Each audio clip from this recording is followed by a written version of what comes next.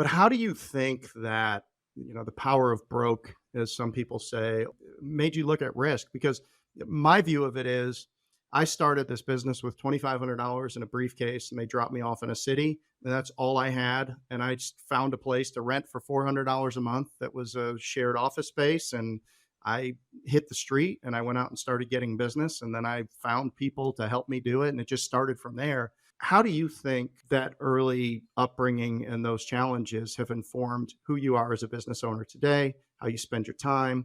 You do 600 hours charity work a year, which is amazing. And I'd love to hear a little bit about that. But when you think about risk tolerance and the psychology of that with you, how much value do you put on how you grew up and how much credit do you give it? I think it's a great question. I think it's impossible to know how much of my decision making and discernment today is directly as a result of some of those early experiences. I think it's inevitably and inextricably infused into everything.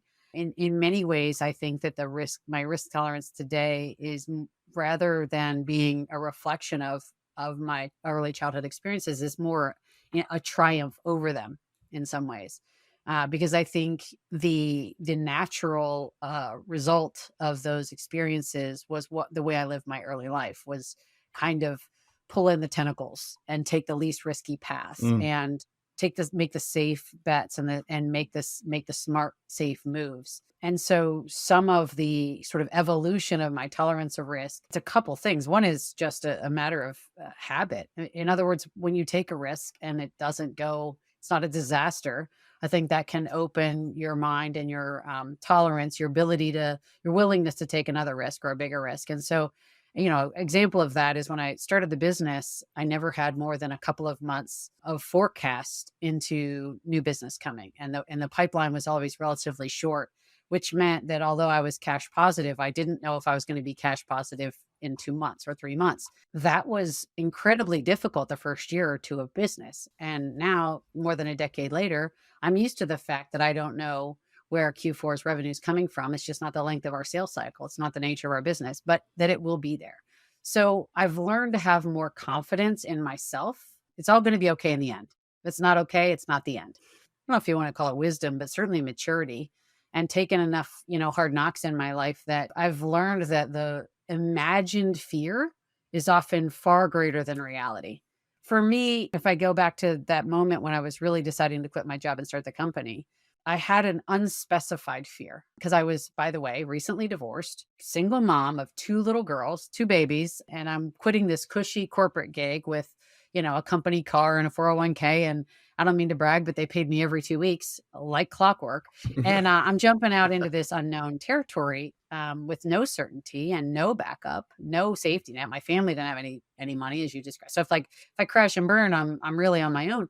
It felt like the possible risk was I'm going to go jump out there and we're all going to starve and be homeless, right? And that was like I was too scared not just to do that to myself, but to do that to my kids. So for me, a lot of times when I'm facing some worry and some fear, and including in this moment, specificity is very important. What is actually going to happen? Like, if the worst happens, what does that actually look like? How painful is it? Mhm. How bad is it? And what's the recovery out of it? So the first is sort of the magnitude of how bad it can be. And then the second is how likely is it? When I looked at that for starting my company, so the worst thing that could happen is I jump out there, start a company, and it flops. Nobody wants it. Nobody's willing to pay for it.